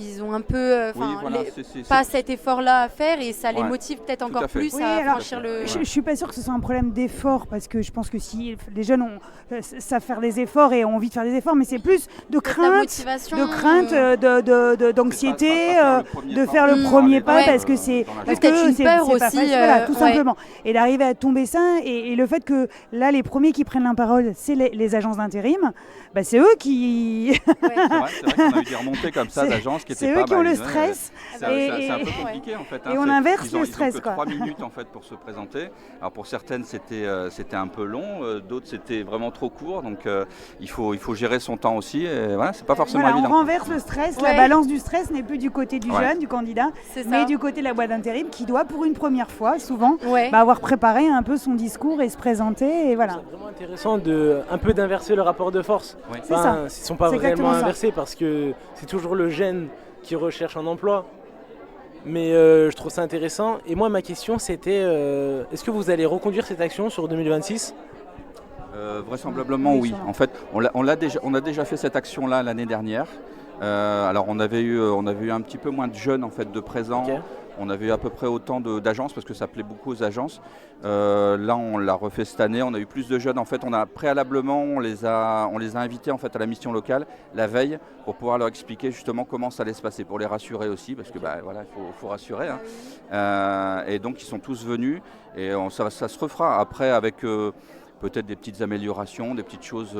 Chaque fois, on essaie d'apporter une petite amélioration. Voilà. Et puis, on est à l'écoute aussi en fait, des retours des agences en fait, qui nous disent ça c'est bien, il aurait peut-être fallu faire un petit peu comme ça, autrement. Voilà. Donc, vous avez eu beaucoup de retours des agences, que ce soit positif ou négatif, ils vous ont fait part de leur...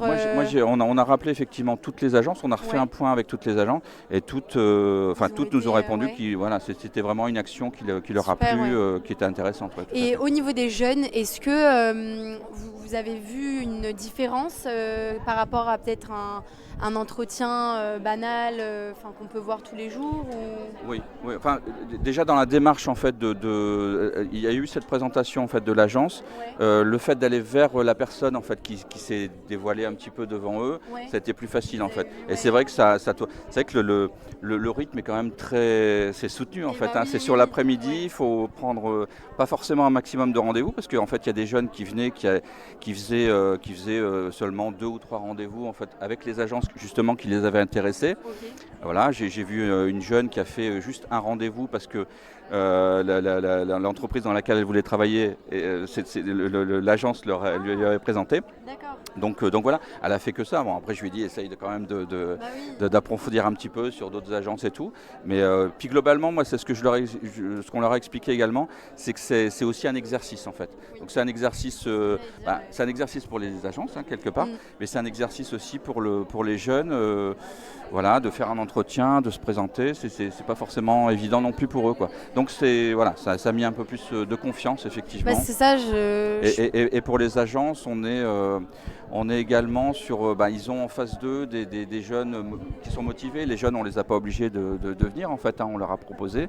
Donc ça veut dire qu'ils sont motivés, qu'ils sont curieux, qu'ils ont envie de pouvoir rencontrer des gens en fait. Voilà. Donc c'est un peu le but. Comme vous avez dit, ça les met en confiance, donc ça peut aussi les préparer en fait pour les futurs entretiens qu'ils pourront avoir. Quoi qu'il en soit, l'exercice est intéressant pour la suite. Oui. Même si, et c'est rare, il n'y a pas de suite en termes de signature de contrat de travail, il y a de toute façon, ils en ressortent grandis par l'expérience qu'ils ont vécue cet après-midi-là et de se rendre compte qu'un employeur, c'est pas non plus, c'est quelqu'un comme tout le monde, et en même temps d'avoir pu exprimer qui sont leurs qualités, leurs envies, leurs projets professionnels. Donc ils ont au moins vécu ça sur une après-midi et ils en ressortent grandis quoi qu'il en soit. Ok. J'ai une petite question dans le chat, c'est on demande si vos actions ressemblent à d'autres. Est-ce que vous avez vu des actions qui ressemblent à d'autres actions dans des missions locales? Oui. Et est-ce que certaines vous ont inspiré?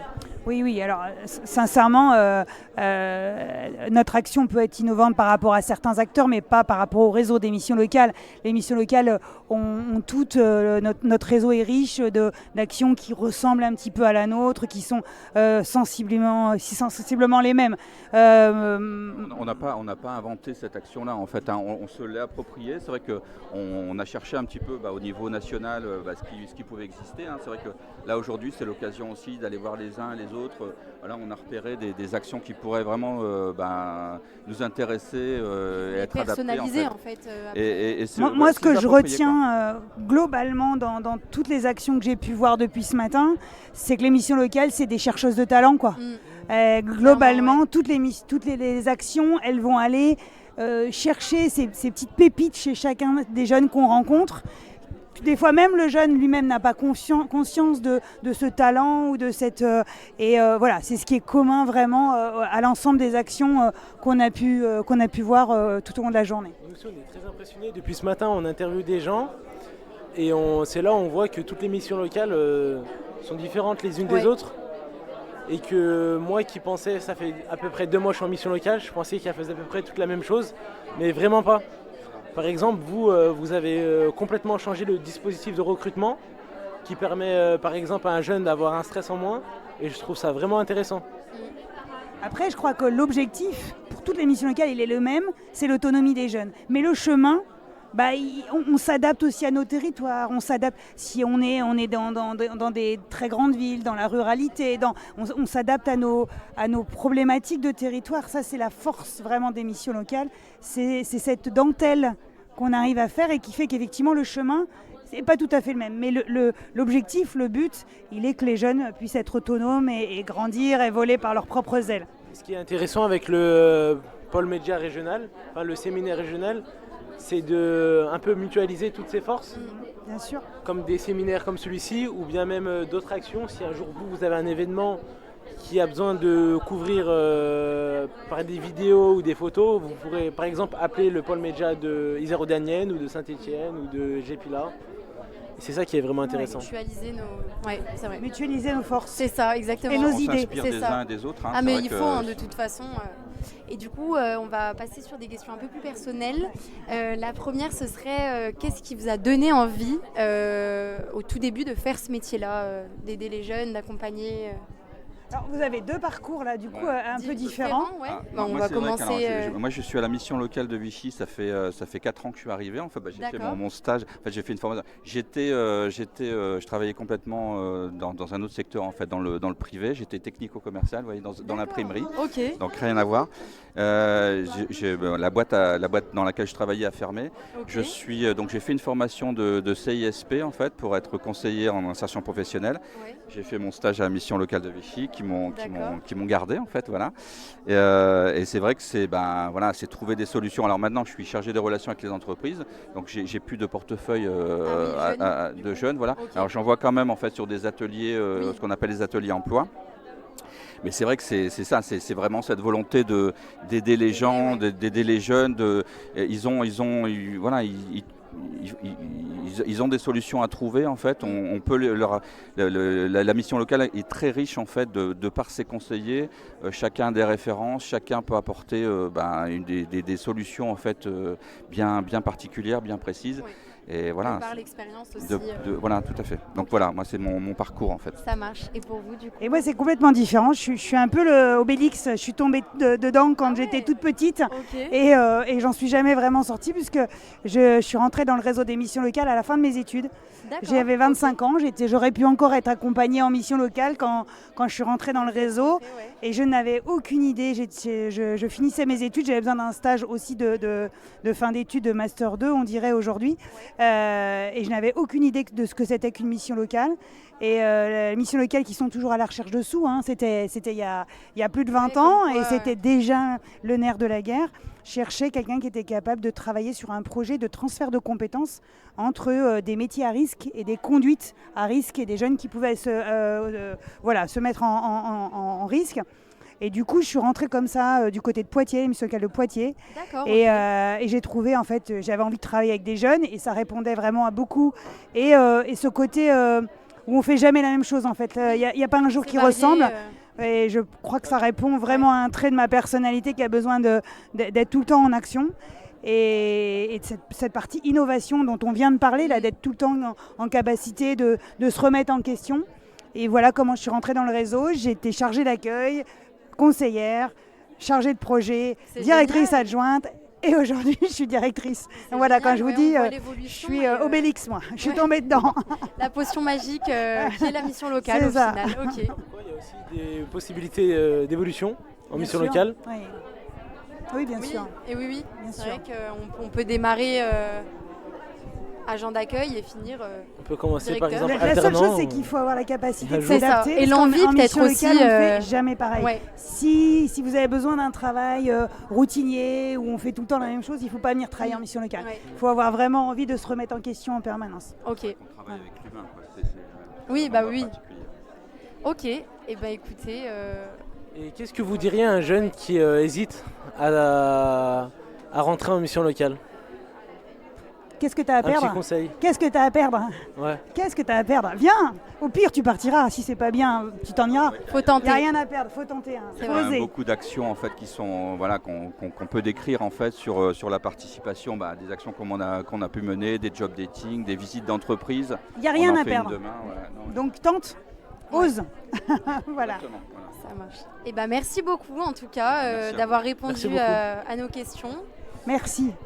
On avait très peur, donc merci. Non, il ne faut pas regarder, on a peut-être pu aider des personnes. Donc, et puis, c'est toujours intéressant de découvrir vos initiatives. Donc, merci beaucoup. Merci à vous. Merci.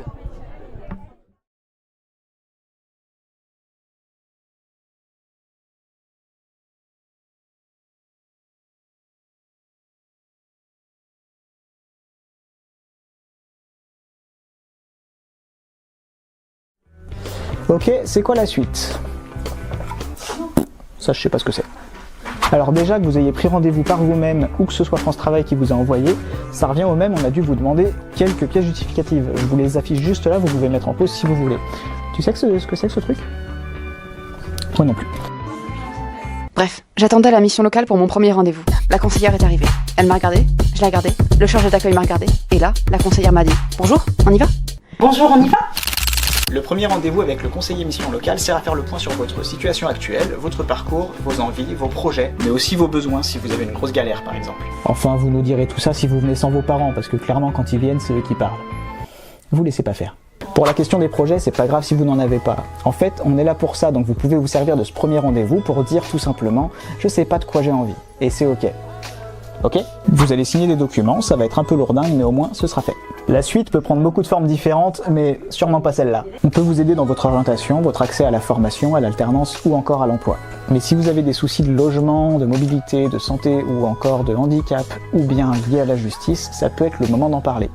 et vous pourrez toujours en parler plus tard si vous voulez. Deux personnes qui vont arriver avec un bagage similaire peuvent ne pas recevoir les mêmes conseils et être orientées vers des services différents. Le plus important est d'être acteur de son parcours. J'ai mal. Vous aurez le soutien de votre conseiller pour avancer, mais c'est vous qui ferez le plus gros du travail. Désolé.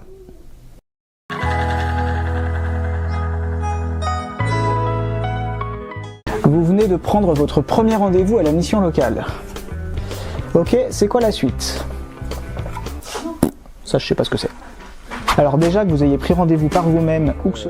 Girard, pardon, qui représente du coup plusieurs missions locales. Est-ce que vous pouvez présenter votre groupe? Oui, ben en fait, je viens au nom du groupement de créateurs. Groupement de créateurs, je l'expliquerai après, mais en fait, il y a 6 missions locales en Auvergne-Rhône-Alpes qui sont porteurs d'un groupement de créateurs. Donc en fait, ce matin, on était présent à 6 missions locales sur le plateau. Voilà. Et en France, il y en a plus de 50 en fait, groupements de créateurs. Voilà. Donc à chaque fois portés par des missions locales, et exceptionnellement par d'autres dispositifs, mais c'est quand même 95% des missions locales. Ouais, donc c'est très bien, ça permet d'unir vos forces. Tout à fait. Alors je peut-être présenter l'action, mais du coup effectivement il y a une association nationale qui s'appelle donc je vais y arriver, le réseau des groupements de créateurs.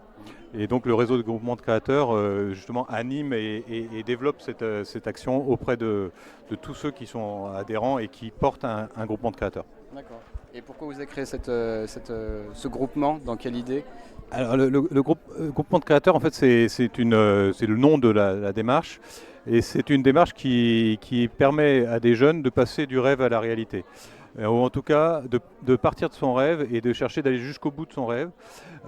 Donc dans le domaine de la création, sachant que la création, ça peut être aussi bien créer son propre emploi, sa propre entreprise, mais ça peut être aussi créer un groupe de musique ou créer une association. Ou voilà.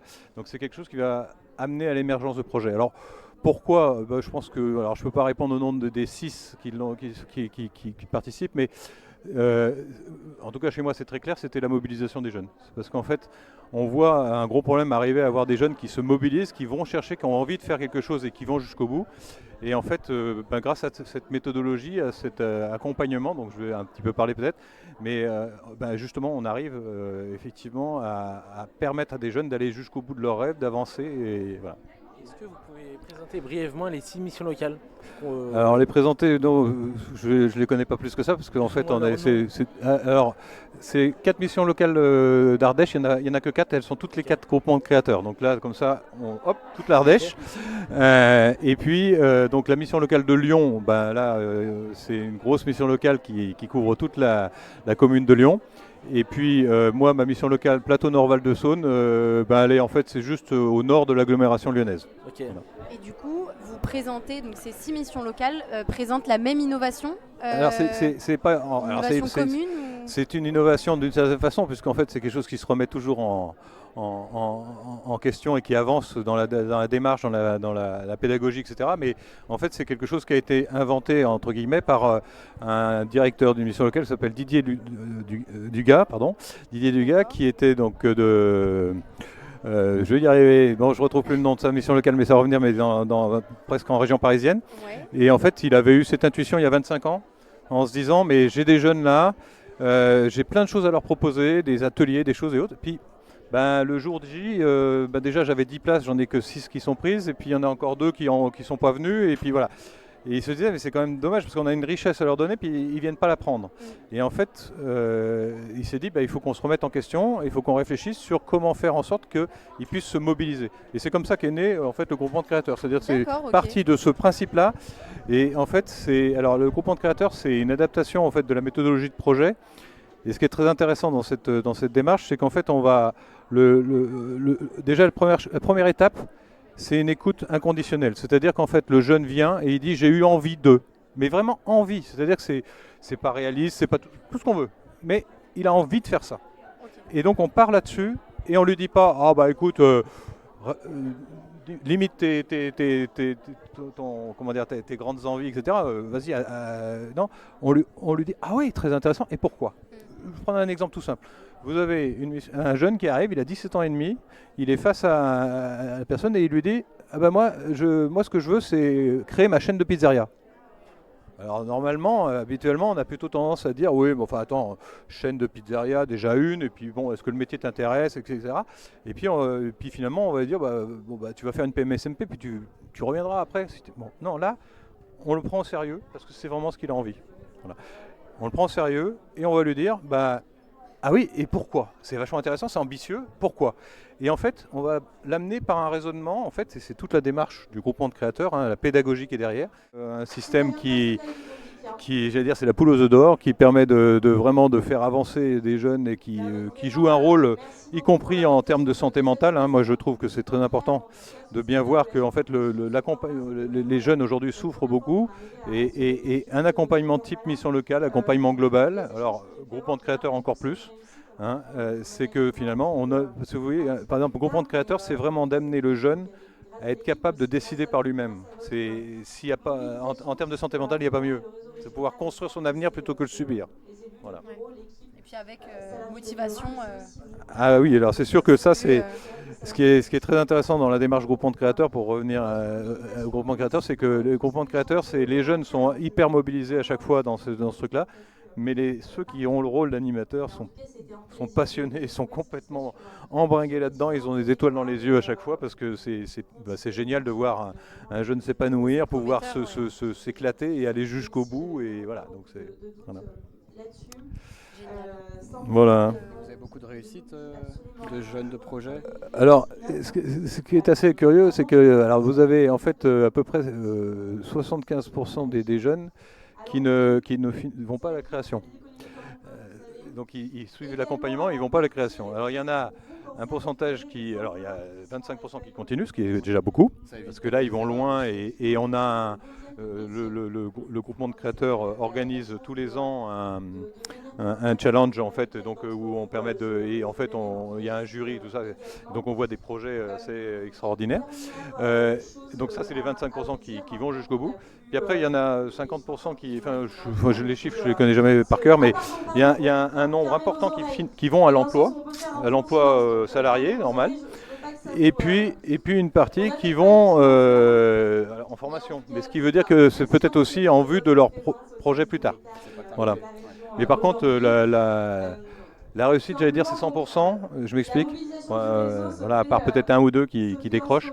Mais sinon, c'est 100% dans le sens où c'est 100% de jeunes qui, quand ils sont passés par ce parcours, ont découvert comment décider, comment prendre en main leur vie, comment voilà. Donc et du coup, ils sont mobilisés. Et juste pour finir, je dirais, c'est très intéressant, c'est quand vous parlez de ça avec un chef d'entreprise. Les chefs d'entreprise, souvent, ils vous disent, mais nous, on attend des jeunes qui aient des savoir-être. Bon, qu'est-ce que ça veut dire savoir-être, machin. Par contre, quand vous dites à une entreprise, moi, je le prépare, il sait pourquoi il veut aller là, il est tellement motivé qu'il est prêt à accepter plein de choses qui vont être peut-être pénibles, difficiles pendant un temps, etc. Parce qu'il sait qu'il veut y aller. Je peux vous dire que l'entreprise, c'est ouvert. Et les jeunes d'ailleurs qui ont été... il y avait une étude qui avait été faite, les jeunes qui sortaient de groupement de créateurs et qui finissaient en emploi, ils l'avaient trouvé plus vite que tout le monde, ils étaient mieux payés et ils étaient plus stables dans leur job. Et du coup, dernière petite question, qu'est-ce qui vous a donné envie de faire ce métier à vos débuts en fait? Et qu'est-ce que vous pourriez dire à un jeune qui hésite à pousser la porte de la mission locale? La première chose, pourquoi j'ai voulu faire ce métier, moi c'est parce que je suis passionné de voir grandir, de faire grandir, de permettre à des gens de prendre leur rôle, leur pleine dimension. Donc voilà, j'ai horreur du gâchis. Et alors le gâchis humain, c'est le pire. Donc voilà, donc pouvoir voir un jeune s'épanouir et avancer, c'est la première chose. Et puis la deuxième question, c'était qu'est-ce que vous diriez à un jeune qui appréhende de pousser la porte de la mission locale? Si je reste dans le groupement de créateurs, je dirais viens pour aller jusqu'au bout de tes rêves. Et sinon, de toute façon, oui, c'est construis-toi toi-même. Et pour ça, il y a des gens qui sont là pour t'aider à le faire et à t'accompagner vers ça. Le rôle de la mission locale, le premier rôle, c'est d'amener les jeunes à l'autonomie. Donc l'autonomie de décision, l'autonomie de soi-même et la capacité d'avancer. Donc oui, je pense qu'il y a tous les jeunes peuvent trouver, voilà, il y a de quoi faire pour chacun. Génial, merci beaucoup. Ouais. Et en tout cas, on espère que ce sera très prometteur pour tous ces jeunes. J'espère que suite à ce matin, on aura plein d'autres missions locales qui vont vouloir rejoindre le groupement de créateurs. On espère. Merci beaucoup en tout cas. Merci. Je pense qu'on est plus Cantal pour qui c'est toujours très loin d'aller partout.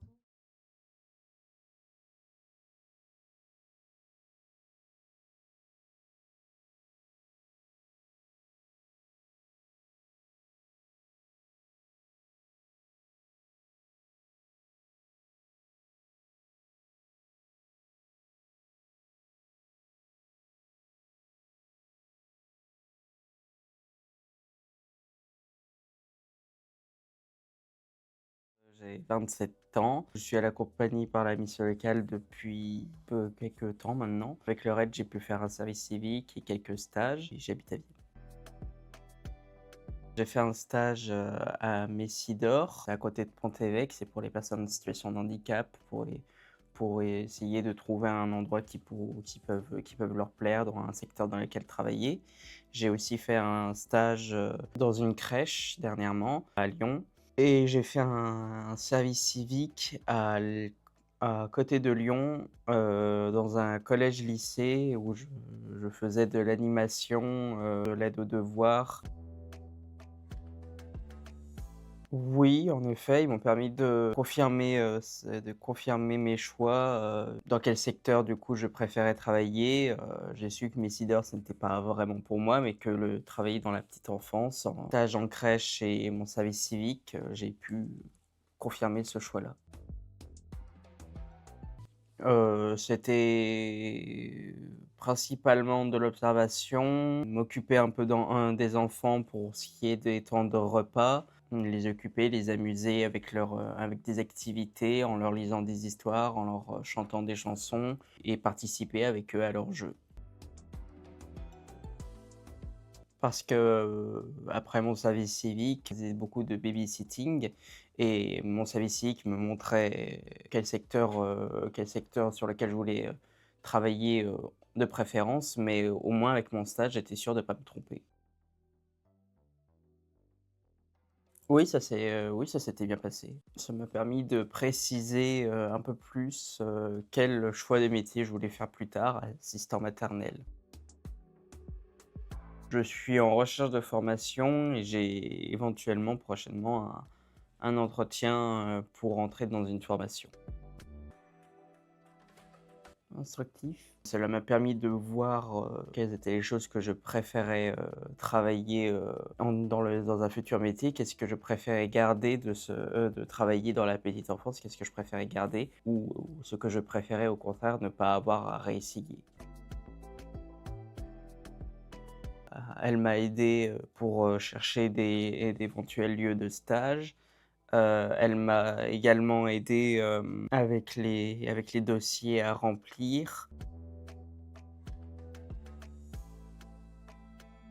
Je dirais que c'est une bonne opportunité pour... Je dirais que grâce à une immersion, on peut un peu plus savoir qu'est-ce qu'on peut aimer ou non et du coup faire une première expérience qui peut nous aider à éviter de faire de mauvais choix par la suite, vu qu'au moins le stage permet d'avoir quand même une première expérience et nous diriger soit vers ce secteur-là ou au contraire nous donner envie de ne pas y aller du coup.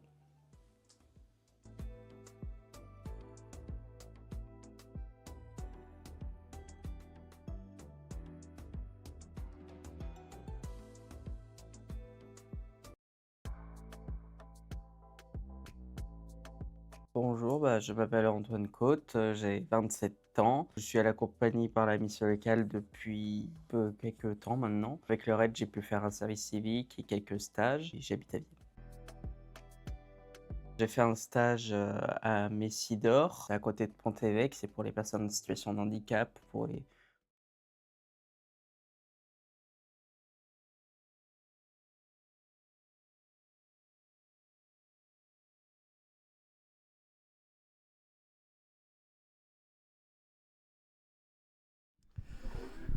Alors on se retrouve pour la dernière interview de la journée, en compagnie de...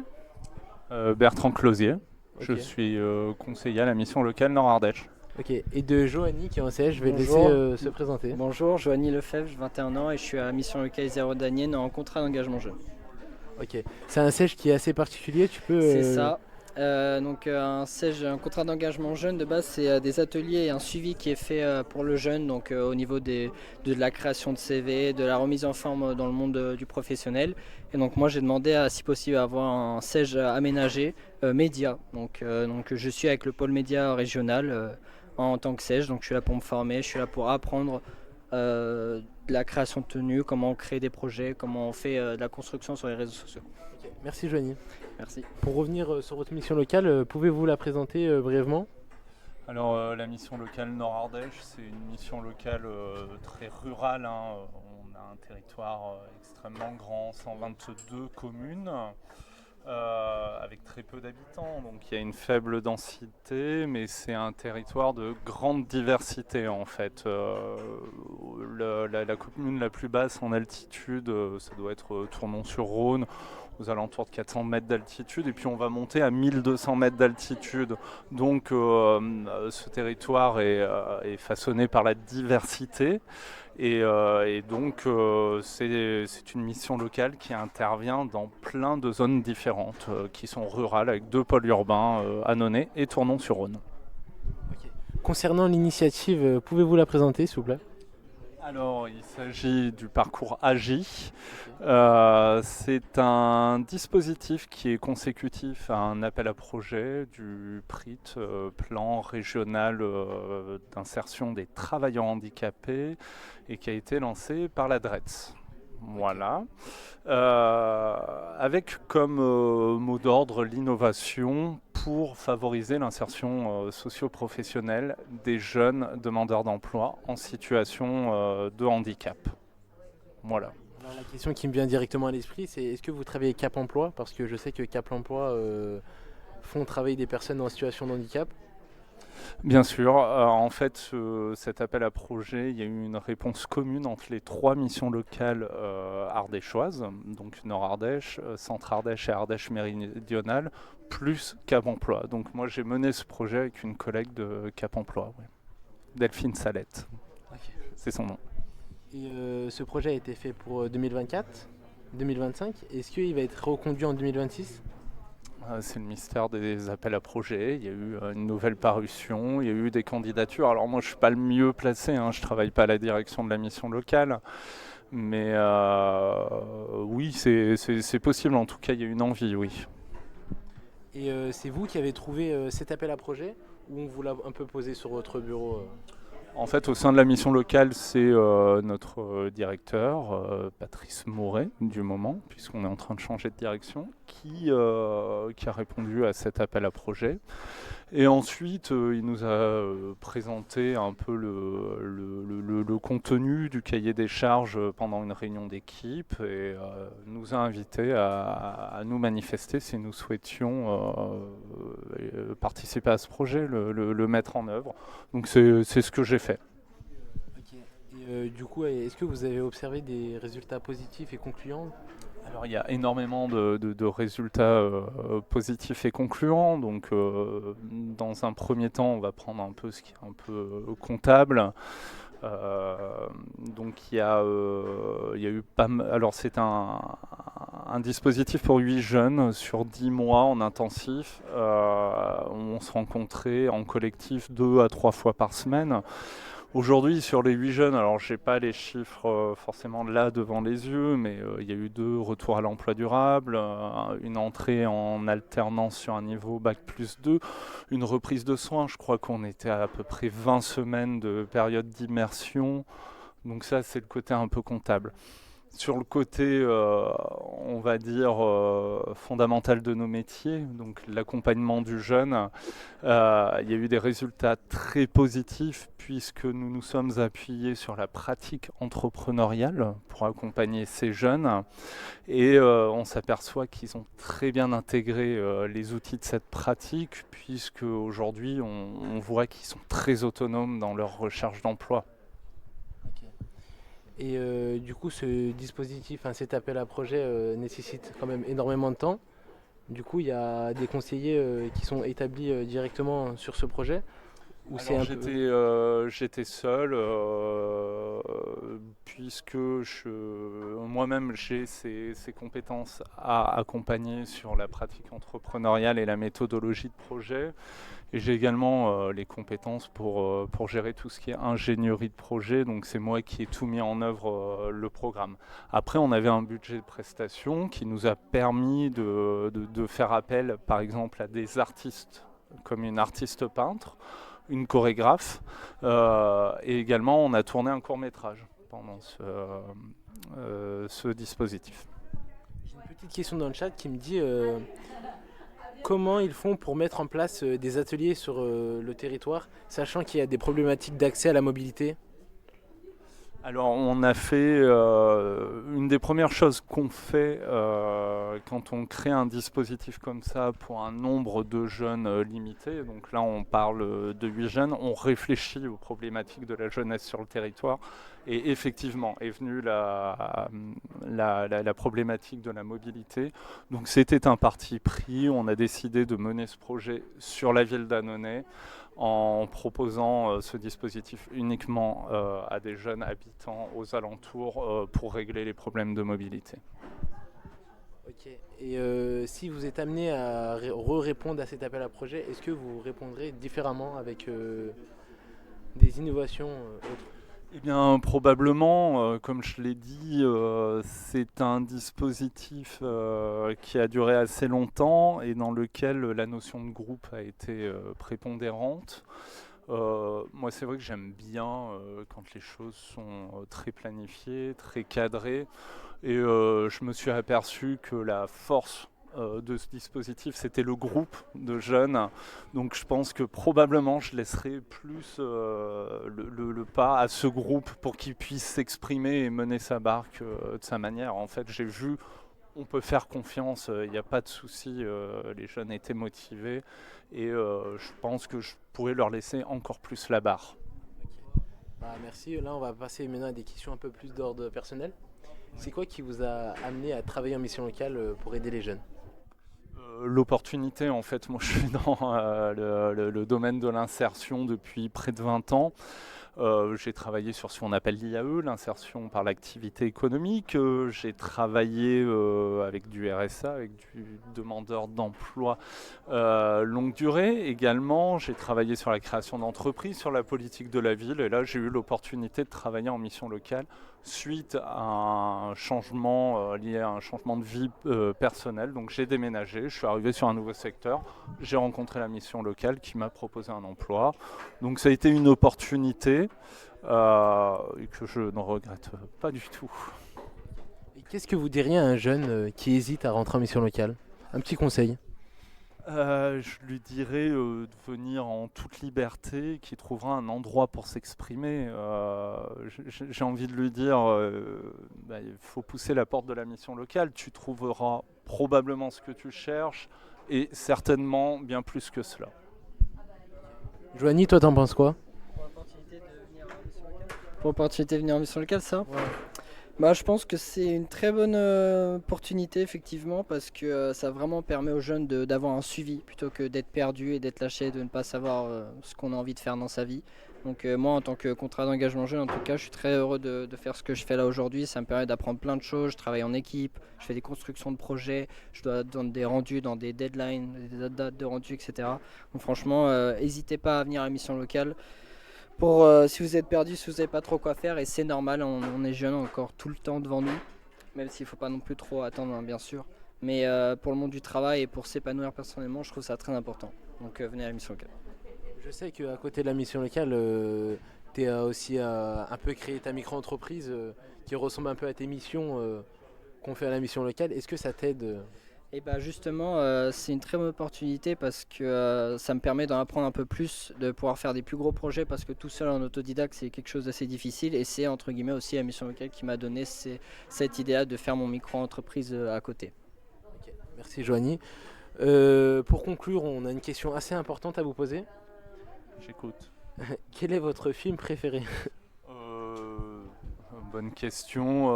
Je dirais celui qui me vient. Il y en a deux, American Beauty et Arizona Dream. Ok. Et toi, Joanie? Et moi, je dirais très plus récemment, je suis allé voir au cinéma le film Chainsaw Man, l'Arc de Rézé, donc je vous le recommande. Voilà. Ok, je connais pas. Pas de souci, je te laisserai aller voir. Je vous laisserai aller voir. Alors. On ira le voir, merci. Bon, bah, on va conclure le live. Merci à tous de nous avoir suivis. Merci à toi, Joanie. Merci. Merci. Encore. Et on se dit à très bientôt. Au revoir. Au revoir. Merci, au revoir.